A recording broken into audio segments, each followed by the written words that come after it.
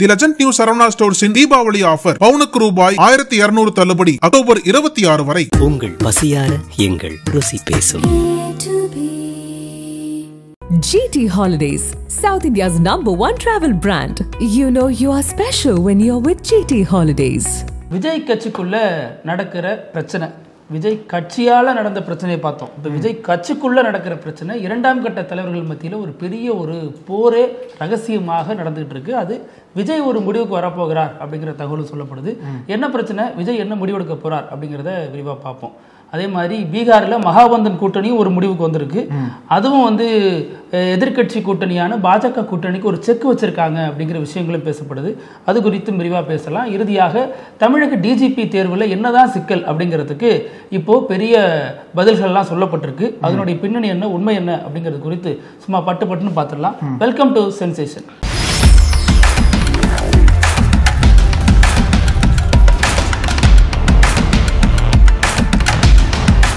வணக்கம் பிருத்திவி. வணக்கம் அழகு. விஜய் கட்சிக்குள்ள நீங்க சொன்னது போலவே ஆளுக்கு ஒரு ஆர்வத்தனை பண்றாங்க அப்படின்ற ஒரு விவாதம் எழுந்திருக்கு இப்போ. ஏன்னா ஒரு பக்கம் பாத்தீங்கன்னா விஜயோட இத்தனை ஆண்டுகள் பயணித்தவர் புஷி ஆனந்த். அவர் ஃபேன் கிளப்ல ஆரம்பிச்சு கட்சி இது பண்ண வரைக்கும் அவர் கூட இருந்திருக்காரு. அவரோட அந்த இன்ஃப்ளூயன்ஸ் அதிகமா இருக்கு. அதையும் தாண்டி அவங்களுக்கு கீழே சில நபர்கள் இருப்பாங்க. ஆதவ ஒரிஜினால தொடங்கி அப்புறம் ஜான் ஆரோக்கியசாமி, அப்புறம் இப்போ ஐஆர்எஸ்ல இருந்து வெளியே விஜயோட சேர்ந்து அருண், இவங்க எல்லாமே சேர்ந்து அவங்களோட அனுபவத்தை கொண்டு அவங்களும் தனியா இன்ஃப்ளூயன்ஸ் பண்ண ஆரம்பிச்சிருக்காங்க. இது யார் பேச்ச கேட்கறது விஜய்?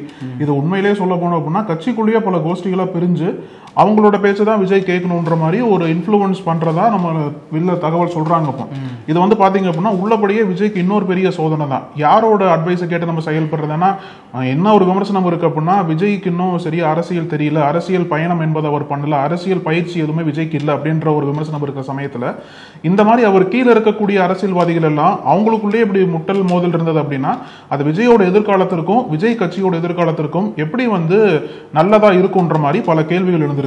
அதாவது விஜய்க்கு எதிராக ஜான் அப்படின்னு சொல்லலாம். நான் சொல்ற Jaan spelling JAAAN. First J Jaan Arokiasamy. அப்படி வரீங்களா? ஆமா. அடுத்த ஏ ஆனந்த், அதற்கு அடுத்த ஏ ஆதவ அர்ஜுனா, அதற்கு அடுத்த ஏ அருண்ராஜ், அப்புறமா என்னு நிர்மல்குமார். இந்த விஜய்க்கு எதிராக இந்த 50 கட்சி நிர்வாகிகள் தான் எல்லா பிரச்சனைக்கும் காரணம் அப்படிங்கிறாங்க.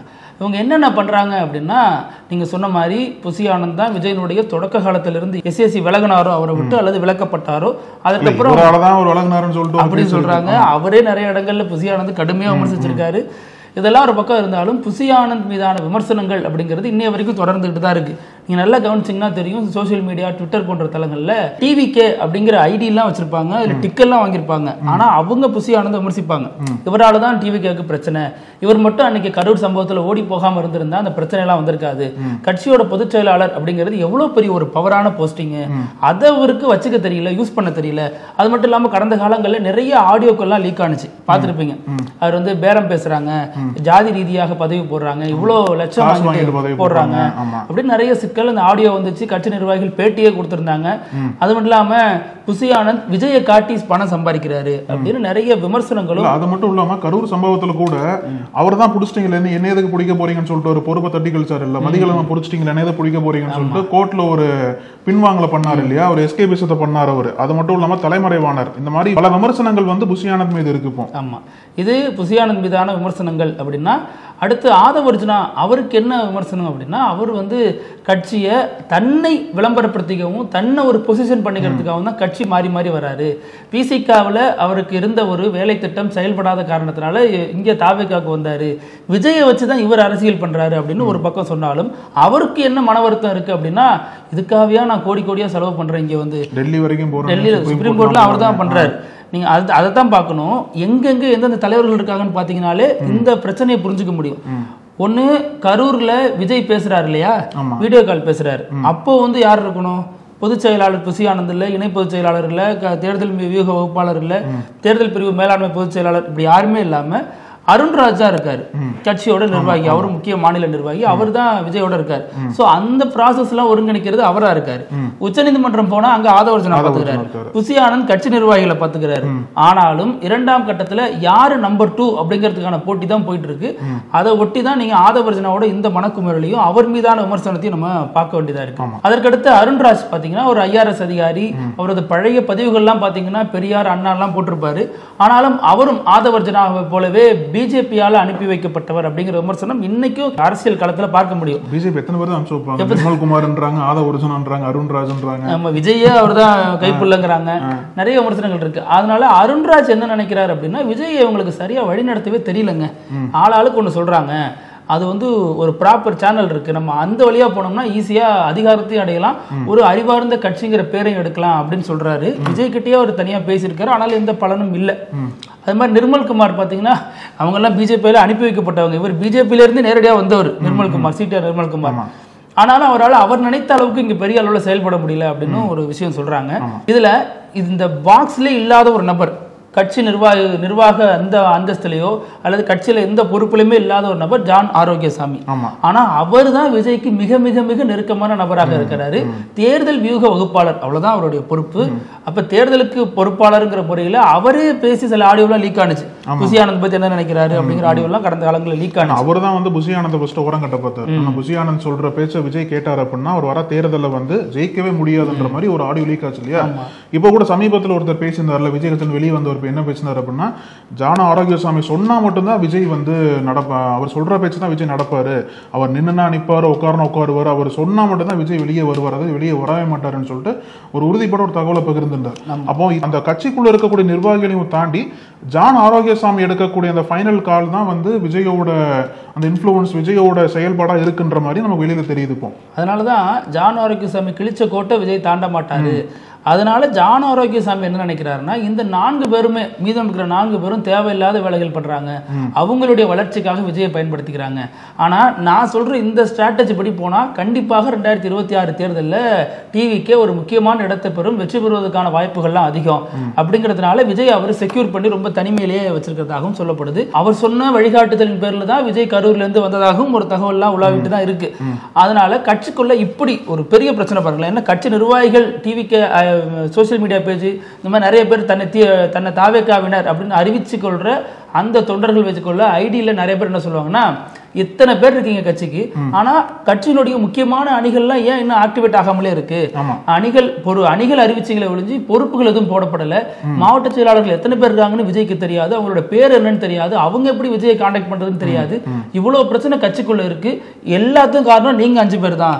முதல்ல புசி ஆனந்த் வெளில போட்டோம், கெட் அவுட் புசி ஆனந்த் ஒரு ஹேஷ்டேக் ட்ரெண்ட் ஆயிட்டு பாத்தீங்களா? நீங்க சொன்னது போல கட்சி நிர்வாகிகளையும் தாண்டி கட்சிக்கு எந்த விதமான சம்மதமே இல்லாத விஜயோட அந்த அபிமானிகள் இருப்பாங்கல்ல, அவங்களே ஒரு கடிதம் எழுதி இருந்தாங்க, அதுவும் நம்ம பேசி வந்தோம். அந்த மாதிரி விஜய் அண்ணாக்கு எழுதுறன்ற மாதிரி அதை சோசியல் மீடியா முழுக்க பரவ விட்டுருந்தாங்க. அப்போ நீங்க சொன்னது போல அந்த 5 பேர் அதை விஜய்க்கு வந்து 5 தடைகளா பார்க்கலாமா, அது எப்படின்னு தெரியல. ஆனா இத்தனை தடைகளை தாண்டி தான் விஜய் ஒருத்தர் அப்ரோச் பண்ணணும். அதுவும் கட்சி நிர்வாகிக்கே இந்த நிலைமை எப்படின்னா, கட்சியோட எதிர்காலத்தை கட்டமைக்கக்கூடிய பொறுப்புல இருக்கக்கூடிய விஜய் வந்து எப்படி வந்து இந்த கட்சியோட எதிர்காலத்தை கொண்டு போறாரு அப்படின்ற ஒரு கேள்விதான் இங்க இருந்திருக்கணும். இதுல இந்த விஷயங்கள்லாம் விஜய்க்கு தெரியுமா தெரியாதாங்கிறத தாண்டி இந்த விஷயங்கள்ல அவர் பெரிய ஈடுபாடு காட்டுறது இல்லைங்கிறது தான் நிதர்சனமா இருக்கு. இந்த விஷயங்கள் விஜய்க்கு சிலர் மூலமாக சொல்லப்பட்டிருக்கிறதாகவும் சொல்லப்படுது. அதுல விஜய் வந்து ஒரு முடிவெடுக்க போகிறார். இந்த 5 பேரை தாண்டி வேற சிலரை முன்னாடி கொண்டு வர போகிறாரு. இந்த 5 பேருக்கு சின்ன கோடுனா அதை தாண்டி ஒரு பெரிய கோடு போட போகிறார் அப்படிங்கிற விஷயங்கள்லாம் பேசப்படுது. அந்த பெரிய கோடு தான் SACன்ற மாதிரியும் சொல்றாங்க. அது வெளியில என்ன பேசுறாங்க அப்படின்னா, புசி ஆனந்த் பொறுப்புக்கு விஜய் அவரோட தந்தையவே கொண்டு வர போறாரு. ஏன்னா SIC தான் ஃபர்ஸ்ட் ஆசைப்பட்டது விஜய் அரசியல் கொண்டு வரணும் அப்படின்ட்டு. அப்புறம் புசி ஆனந்த் வந்ததுக்கு அப்புறம் தான் 2 பேருக்குள்ள சண்டை வந்து பிரிஞ்சு போயிட்டதா சொல்றாங்க இல்லையா? அந்த பெரிய கோடு தான் வந்து SAC வந்து கட்சிக்குள்ள வர போறாரு அப்படின்ற மாதிரியும் தகவல்கள் நிலவுது. ஆனா அதுக்கு எல்லாமே வந்து விஜய் ஃபர்ஸ்ட் வெளியில வந்து அவரோட அந்த அபிஷியலான ஸ்டாண்ட் எடுத்து வெளியில சொன்னா மட்டும்தான் அந்த கட்சிக்காரங்களுக்கே ஃபர்ஸ்ட் தெரியும். இல்லைன்னா சோசியல் மீடியா முழுக்க விவாதம் மட்டும் போயிட்டு இருக்குமே தவிர அடுத்த கட்ட நகர்வை வந்து அந்த கட்சி மேற்கொள்ள முடியாது. வெளியில கூட வர வேணாங்க, வேற ஏதாச்சும் ஒரு பெரிய இஷ்யூ நடக்குது இல்லையா, அதற்கு எதுவுமே அவங்க கருத்து சொல்ல மாட்டேங்கிறாங்க. இப்ப தமிழக அரசு DGP இது வரைக்கும் போடல இல்லையா, அதெல்லாம் வந்து அவங்க தொடர்ந்து பேசணும். விஜய் சார்பாலான எந்த அறிவிப்பும் வரல. வரல. ஆனா அதற்கு தமிழக அரசு இப்ப அறிவிப்பு வெளியிட்டு இருக்கு. டிஜிபி விவகாரத்துல என்ன நடக்குது அப்படின்னு சொல்றாங்க. ஆமா, இதுல என்ன குற்றச்சாட்டு பண்ண எடப்பாடி பழனிசாமி என்ன சொல்றாரு அப்படின்னா, தமிழக அரசு திமுக அரசு அவங்களுக்கு தோதா இருக்கக்கூடிய அதிகாரிகளை நியமிக்க வேண்டிதான் இத்தனை நாட்கள் வந்து தள்ளி போட்டே போறாங்க டிஜிபி நியமனத்தை. அதான் ஏன்னா வரக்கூடிய தேர்தல் வரப்போறது இல்லையா, இந்த தேர்தலில் வந்து நம்மளுக்கு சப்போர்ட்டிவா யார் இருப்பாங்களோ அவங்கள கொண்டு வரணும்னு சொல்லிட்டு தான் வேணும்னே வந்து திமுக அரசாங்கம் வந்து இந்த நியமனத்தை தள்ளி போட்டே போறாங்கன்ற மாதிரி ஒரு குற்றச்சாட்டு வச்சிருந்தார். அப்ப எடப்பாடி அப்படிதான் பண்ணாரா? அது ஒரு விமர்சனம் இருக்கு. யாரெல்லாம் ஆளுங்கட்சியா இருக்காங்களோ அவங்களுக்கு தோதா அதிகாரிகள் நியமிப்பது என்பது இந்தியா முழுக்க நடக்கக்கூடிய ஒரு இதுதான் பாக்குறாங்க இல்லையா. இப்ப இதற்கு ரெஸ்பாண்ட் பண்ற விதமா தமிழக சட்டத்துறை அமைச்சர் ரகுபதி என்ன சொல்றாரு அப்படின்னா, இந்த டிஜிபி நியமனம் என்பது கோர்ட்டுக்கெல்லாம் போச்சு, சுப்ரீம் கோர்ட்டுக்கெல்லாம் போயிருந்தது. ஆமா, அந்த ஒரு வழக்கு என்பது போயிட்டு இருந்தது. அந்த வழக்கெல்லாம் இருக்க போய் தான் எங்க சைட்ல இருந்து யாரெல்லாம் ஷார்ட் லிஸ்ட் பண்ணி அனுப்பணுமோ அது தாமதமானது. அந்த வழக்கு முடிஞ்சதுக்கு அப்புறம் உடனே நாங்க வந்து எங்க சைடு லிஸ்ட் அனுப்பிச்சிட்டோம், யூபிஎஸ்சி லிஸ்ட் அனுப்பிச்சிட்டோம். அவங்களும் வந்து இறுதியில வந்து ஒரு 3 பேர் கொண்ட பட்டியல் அனுப்பிச்சாங்க. ஆனா அங்கதான் பிரச்சனைன்றார். என்ன பிரச்சனை அப்படின்னா, அதாவது மாநில அரசு உரிமைகளை, மாநில அரசோட அந்த உரிமைகளை மீறும் விதமா யூபிஎஸ்சி வந்து அவங்களே தன்னிச்சையா சில பேர்களை வந்து பரிந்துரை பண்ணியிருக்காங்க. இதை வந்து பாஜக அரசு வந்து டிஜிபியை வந்து திணிக்க பாக்குறாங்க தமிழ்நாடு மீது அப்படின்ற மாதிரி ஒரு குற்றச்சாட்டு வச்சுட்டு, அந்த யூபிஎஸ்சி பரிந்துரைக்கு தலைமைச் செயலாளரே வந்து இந்த பரிந்துரையை ஏற்றுக்கொள்ள முடியாதுன்னு சொல்லிட்டு கடிதம் எழுதிட்டாரு. அதனால வந்து அந்த ஒரு இதன் காரணமாக தான் வந்து நாங்க இது பண்றோமே தவிர வேணும்னே இங்க வந்து நாங்க தாமதம் பண்ணலன்ற மாதிரி ஒரு ரெஸ்பான்ஸ் வச்சிருக்காரு. பொதுவா அந்த டிஜிபி நடைமுறை எப்படி இருக்கும் அப்படின்னா, தமிழக அரசு ஒரு பட்டியலை தயாரிச்சு அனுப்பும். இப்போ 8 பேர் தயாரிச்சு இவங்க அனுப்பியிருக்காங்க. ஆனா அவங்க தரப்புல யூபிஎஸ்சி தரப்புல ஒரு 3 பேர் அதுல இருந்து ஷார்ட் லிஸ்ட் பண்ணி, அதுதான் யூசுவலான புரோட்டோகால். இவங்க கொடுத்த லிஸ்ட்ல இருந்து 3 பேர் எடுத்து அவங்க கொடுத்து திருப்பி அனுப்பணும். அதுல ஒரு நபரை தமிழக அரசு செலக்ட் பண்ணும். ஆனா இப்போ என்ன நடந்திருக்கிறதாக அமைச்சர் ரகுபதி சொல்றாரு அப்படின்னா, நாங்க கொடுத்த பட்டியலில் அவங்க வந்து விதிமுறைகளுக்கு மீறி சிலர் வந்து அனுப்புறாங்க. நாங்க கண்டனம் தெரிவிச்சு எங்களது ஆழ்ந்த வருத்தத்தை தெரிவிச்ச அப்புறமும் கூட அவங்க அப்படிதான் பண்றாங்க. தமிழகத்துக்கு மத்திய பாஜக அரசுக்கு வேண்டியப்பட்ட ஒரு நபரை டிஜிபியா கொண்டு வரதுக்கான வேலைகள் எல்லாம் பண்றாங்க. அதை எப்படி நாங்க அனுமதிக்க முடியும்? அது போக தமிழக அரசுக்கு தேவையான ஒரு டிஜிபியை நாங்க போடுறோமா இல்லையாங்கிறது இங்க பிரச்சனை இல்லை. இதுல என்ன பிரச்சனை அப்படின்னா, மாநில உரிமை சார்ந்த பிரச்சனையா அது பார்க்கப்படுது. நாங்க சொல்றதுதான் டிஜிபியா இருக்கணும், அதுதான் மாநில அரசினுடைய ஒரு உரிமையாக இருக்கும். அதை நீங்க எப்படி இதையுமே நீங்க முடிவு பண்ணுவீங்கன்னா அது என்ன அர்த்தம்? அதுதான் நாங்க வந்து போர்க்கொடி தூக்குறோம். இதெல்லாம் எடப்பாடிக்கு தெரியுமா? எடப்பாடி அவர் வந்து தலைவியாக ஏற்றுக்கொண்ட ஜெயலலிதா ஆட்சி காலத்துல எத்தனை நாட்கள் டிஜிபியே இல்லாம எத்தனை மாதங்கள் அரசு போயிருக்குன்னு சொல்லவானா அப்படிங்கிற மாதிரி அவருக்கான பதிலடியும் கொடுத்திருக்காரு. இதுல வந்து யார் இந்த அதிகாரின்னு சொல்லிட்டு தான் பெரிய கேள்வி எழுந்திருக்கு. ஏன்னா மோஸ்ட்லி வந்து நமக்கு தெரிஞ்ச தகவல் என்ன அப்படின்னா, அந்த 3 பேர் அனுப்பிச்சாங்களே யூபிஎஸ்சி, அதுல வந்து சந்தீப் ரத்தோ ஒரு பேர் இருக்கு, அப்புறம் வந்து சீமா அகர்வால், அப்புறம் ராஜீவ் குமார், இந்த 3 ஐபிஎஸ் அதிகாரிகளோட பேர் இருக்கு. ஆனா இந்த பேரு தான் அபிஷியலா யூபிஎஸ்சி அனுப்பிச்சாங்களான்னு சொல்லிட்டு தெளிவா தெரியல. ஏன்னா தமிழக அரசு இருந்து விளக்கம் வரல, அவங்களும் வெளிப்படையா சொல்லல. அப்படி இருக்கிற சமயத்துல அப்படி யாரோட பேரை இவங்க வந்து ரெஃபர் பண்ணாங்க, அது எப்படி மாநில அரசுக்கு ஒரு விதிமீறலா இருந்தது அப்படின்ற குற்றச்சாட்டு அமைச்சர் வைக்கிறாருன்னு பார்த்தா அது பெரிய கேள்விக்குறிதாங்க. அப்படி எந்த ஆபீஸ் தெரியல நமக்கு. இன்னும் இதுல எதிர்கட்சி அரசியல் பண்ணுதா, ஆளும் கட்சி அரசியல் பண்ணுதா, மத்திய பாஜக அரசியல் பண்ணுதா அப்படிங்கிற விவரங்கள்லாம் இன்னும் முழுசா வெளியாகல. அப்படின்னாலும் தமிழக அரசு வைக்கக்கூடிய வாதம் என்னவா இருக்குன்னா, இது மாநில உரிமை சார்ந்த ஒரு பிரச்சனை, இதுல மத்திய அரசு முடிவெடுக்க கூடாது அப்படிங்கறதா இருக்கு. அதனால எடப்பாடி பழனிசாமி இந்த நிலைப்பாட்டை எப்படி மாற்றிப்பாரா அல்லது எப்படி பார்ப்பாரு அப்படிங்கிறது இதுல ஏற்கனவே வந்து கவர்னருக்கும் தமிழக அரசுக்கும் பிரச்சனை என்பது நீண்ட நாட்கள் போயிட்டு இருக்கு. குறிப்பா வந்து எதிர்கட்சி ஆளும் மாநிலங்கள்ல அந்த ஒரு பிரச்சனை என்பது போயிட்டு இருக்கு. ஏற்கனவே அந்தந்த மாநிலங்கள்ல வந்து பாஜக ஆளுநர் மூலியமா ஆதிக்கம் செலுத்த பாக்குறாங்கன்ற ஒரு குற்றச்சாட்டு இருக்கு.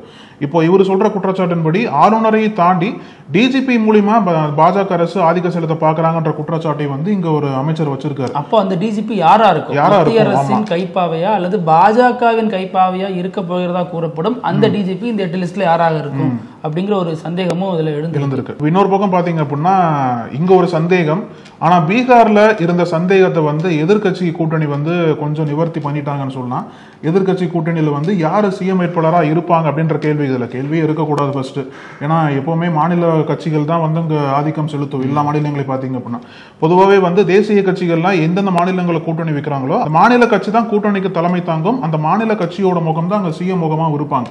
ஆனா பீகார்ல வந்து தொடர்ந்து அந்த சச்சரவு என்பது போயிட்டு இருந்தது இல்லையா, காங்கிரஸ்குள்ளேயும் சரி ஆர்ஜேடிக்குள்ளேயும் சரி மோதல் பல நாட்களா போயிட்டு இருந்தது. இப்போ அந்த மோதல்லாம் ஏதோ ஒரு வகையில முடிவுக்கு வந்து இன்னைக்கு அபிஷியலா அறிவிச்சிருக்காங்க.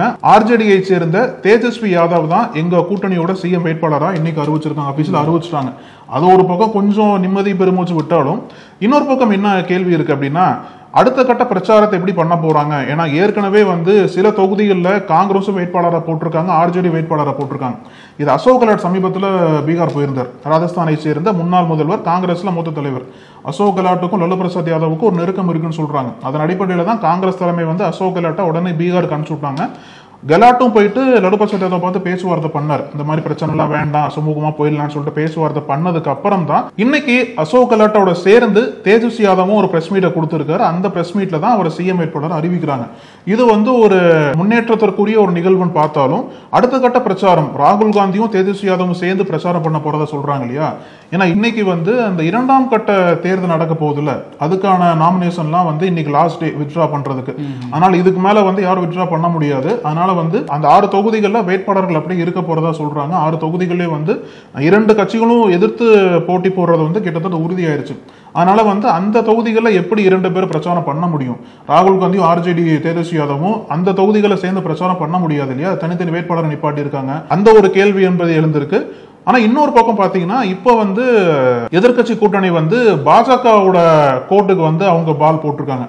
என்ன அப்படின்னா, நாங்க வந்து சிஎம் வேட்பாளர் அறிவிச்சிட்டோம், பாஜக கூட்டணி அறிவிக்க முடியுமா, நிதிஷ்குமார் அறிவிக்க முடியுமான்ற ஒரு கேள்வியை வந்து இவங்க இப்ப கேட்க ஆரம்பிச்சிருக்காங்க. இப்போ இந்த விவகாரத்தை பொறுத்த வரைக்கும் நீண்ட நாட்களாக என்ன எதிர்பார்க்கப்பட்டுச்சுன்னா, இது எப்படி பார்த்தாலும் காங்கிரஸும் ஆர்ஜேடியும் அடிச்சுட்டே இருக்கீங்களே அப்படின்னு.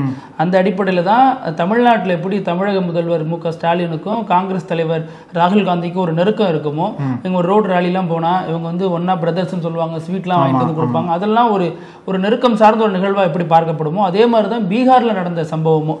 இப்போ ஓட் சோரி யாத்திரைன்னு ஒன்று போயிருந்தார் இல்லையா பீகாரில் ராகுல் காந்தி. இப்போ அவர் கூடவே ஆர்ஜேடியின் தேஜஸ்வி யாதவும் போயிருந்தார். இது அந்த பகுதி மக்கள் மத்தியில, பீகார் மக்கள் மத்தியில ஒரு மிகுந்த வரவேற்புக்குரிய ஒரு சம்பவமா பார்க்கப்பட்டுச்சு. அப்பவே என்ன சொன்னாங்கன்னா, பரவாயில்லப்பா, தலைகள் ரெண்டும் ஒண்ணு சேர்ந்துடுச்சு, கூட்டணியில இனிமே சீட் ஷேரிங்லாம் பிரச்சனை வராதுன்னாங்க. அதையும் தாண்டி பிரச்சனை வந்துச்சு. பிரச்சனை எல்லாம் எங்களுக்கு சகஜம்பா அப்படின்னு சொல்லிட்டு எப்பவுமே பாக்கெட்லாம் தூக்கி போட்டு அலைவோம் அப்படின்னு சொல்லிட்டு ஆர்ஜேடி மகாபந்தன் கூட்டணி ஒரு வழியாக முதல்வர் வேட்பாளரை அறிவிச்சிட்டாங்க. இப்போ இவங்க அறிவித்ததுனால ஆட்டோமேட்டிக்கா பிரஷர் வந்து பிஜேபி கூட்டணிக்கு போயிடுச்சு. அவங்களால மெல்லவும் முடியல, சொல்லவும் முடியாத சூழ்நிலை தான் இருக்காங்க. இப்போ நிதிஷ்குமார் முதல்வராக அறிவிக்கவும் முடியாது, அறிவிக்காம இருந்தாலும் சிக்கல், தேர்தலுக்கு பிறகு பார்த்துப்போம் அப்படிங்கிற மனநிலையில தான் இருக்காங்க. இந்த வகையில முதல் விஷயமா ஆர்ஜேடி காங்கிரஸ் கூட்டணி ஒரு முக்கியமான முன்னகர்வை செஞ்சிருக்காங்க. இது வரைக்கும் ராகுல் காந்தி பிரதமர் வேட்பாளராக அறிவிக்கப்படல, பின்னால அறிவிச்சுக்கலாம் அப்படின்லாம் சொன்னாங்க. ஒவ்வொரு எலெக்ஷன்லயும் யார் சிஎம் வேட்பாளர் அப்படிங்கிறது இந்தியா கூட்டணியில் ஒரு பிரச்சனையா இருக்கும் மாநில தேர்தல் வரும்போது. சோ அந்த வகையில இப்ப முதல் முறையா மாநில கட்சிகளின் குரலுக்கு செவிசாய்க்கும் வகையில காங்கிரஸ் நடந்திருக்கு. இது இந்தியா கூட்டணியின் இதுவே முதல் வெற்றி அப்படிங்கிற ஒரு பார்வையும் முன்வைக்கப்படுது. பிருத்திவி, இப்பெல்லாம் ஐடி கம்பெனிஸ்ல வந்து தொடர்ந்து லே ஆஃப் போயிட்டு இருக்கு இல்லையா? ஆனா அமேசான் கூட பெரிய லே ஆஃப், அந்த ரோபோட்லாம் கொண்டு வர போறான்னு சொல்றாங்கல்ல. இப்போ வந்து என்னன்னா, இங்க ஒரு ஆச்சரியமான நிகழ்வு என்பது நடந்திருக்கு. ஒரு என்ட்ரி லெவல் ஜாப்புக்கு 45,000 சம்பளம் கொடுத்துருக்காங்க. என்ட்ரி லெவல் ஜாப்புக்கு, அதான் ஐடி ஜாப் கிடையாது. இதுல தான் ட்விஸ்ட். அதை தான் வினோத செய்தியா பார்க்க போறோம். என்ன அப்படின்னா, ரஷ்யாவை சேர்ந்த ஒரு பெண் வந்து பெங்களூர்ல வச்சுட்டு வராங்க. அவங்களுக்கு ரஷ்யால இருந்து பெங்களூர் வச்சுட்டு வராங்க. இப்போ அவங்க பேர் வந்து யூலியா அஸ்லமோவா. அவங்க வந்து இங்க பெங்களூர்ல இருக்காங்க. அவங்களுக்குன்னு ஒரு ஹெல்ப் தேவைப்படும் இல்லையா, வீட்டுல வந்து பணிப்பெண் தேவைப்படும் இல்லையா? அந்த பணிப்பெண்ணுக்கு தான் இவங்க வந்து மாதம் 45,000 ரூபாய் சம்பளம் கொடுக்குறாங்க, 45,000. இது கேட்டவங்களுக்கு என்ன ஆச்சரியமும் படுறாங்க, இன்னொரு பக்கம் வந்து அதிர்ச்சியும் ஆகுறாங்க. என்ன சொல்றாங்க அப்படின்னா, இந்த ஒரு சேலரி என்பது ஐடி கம்பெனில வரக்கூடிய சேலரி, அது இதுக்கு எப்படி விமர்சனம் பண்றாங்க அப்படின்னா, இது எப்படி நீங்க வந்து ஒரு பணிப்பெண்ணுக்கு கொடுக்கலாம் அப்படின்ற மாதிரி கேள்வி கேட்கறாங்க. அதாவது இது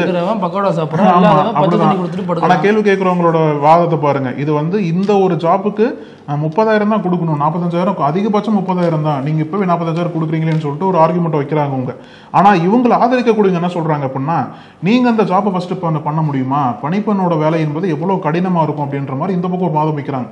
ஆனா இந்த 2 வாதத்துக்கு நடுவுல இவங்க அந்த ரஷ்ய பெண் என்ன சொல்றாங்க அப்படின்னா, எனக்கு வந்து என்னோட சேர்ந்து எல்லாருமே வளரணும், இந்த பணிப்பெண் என்பது என்கிட்ட வந்து ரொம்ப நாளா இருக்காங்க, நான் வந்து ஒவ்வொரு வருஷமும் வந்து இவங்களை ஒரு எம்ப்ளாயா ட்ரீட் பண்றேன், இவங்க பண்ற ஒர்க்குக்காக நான் ஒவ்வொரு வருஷமும் தவறாம அவங்களுக்கு வந்து ஹைக் போட்டுட்டு இருக்கேன், இந்த ஹைக் எல்லாம் போட்டு தான் 45,000 மந்த்லி வாங்குறாங்க அப்படின்ற மாதிரி இவங்க ஒரு ஆதரவா கொடுக்குறாங்க. ஏன்னா என்னோட சேர்ந்து எல்லாருமே வளர்றா மட்டும்தான் எனக்கு அது பர்சனலா பிடிக்கும்ன்ற மாதிரி இவங்க ஒரு இது கொடுத்துருந்தாங்க. இந்த ஒரு நியூஸ் என்பது வைரலா போயிட்டு இருக்கு. ஏன்னா வேலை வந்து எங்கேயுமே பெர்மனண்டா இல்ல, அடிக்கடி லே ஆஃப் பண்றாங்க. அப்படிப்பட்ட சமயத்துல இந்த மாதிரி ஒரு நிகழ்வும் நடந்திருக்கு. இப்படி இப்படி ஒரு வேலைக்கு இவ்வளவு சம்பளமா அப்படின்ற மாதிரி ஒரு விவாதம் வந்து சோசியல் மீடியா மூலம் எழுந்திருக்கு. என்ன இருந்தாலும் புதின் ஊருக்காரங்க என்ன வந்து சரளமாக புழங்கக்கூடிய ஊரு, மனசு அந்த மாதிரி பெருசா இருக்கு, விசாலமா இருக்கு. என்ன வாங்குற நாட்டுக்கு இவங்க சம்பளம் கொடுக்குறாங்களா? அப்படிதான் பார்க்க வேண்டியதா இருக்கு. பார்ப்போம். இதே மாதிரி நாளைக்கு வேறு ஒரு செய்தியோட. நன்றி அழகு. தொடர்ந்து பேசலாம். நன்றி. நக்கீரன் டிவிக்கு சப்ஸ்கிரைப் செய்யுங்கள். உங்கள் ஆதரவே எங்கள் பலம். ஆசிரியர்களுக்கு நண்பனாகவும் மாணவர்களுக்கு ஆசானாகவும் திகழும் தேர்வு வழிகாட்டி. ஒவ்வொரு பாடத்திற்கும் அனுபவமிக்க ஆசிரியர்களின் துல்லியமான தெளிவான விடைகள். CNC இருக்கு, தேர்வு பயம் எதற்கு? இது தீரன் பப்ளிஷிங் ஹவுஸ் விற்பனை வெளியீடு.